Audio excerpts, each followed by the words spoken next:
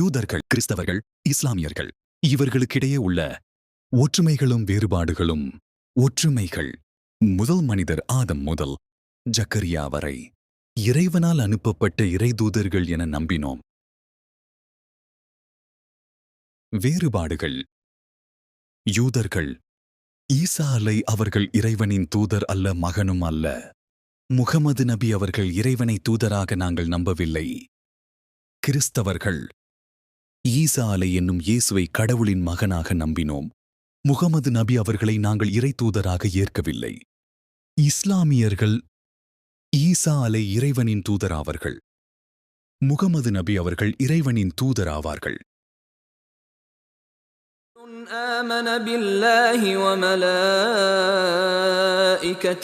وكتبه ورسله لا نفرق بين أحد من رسله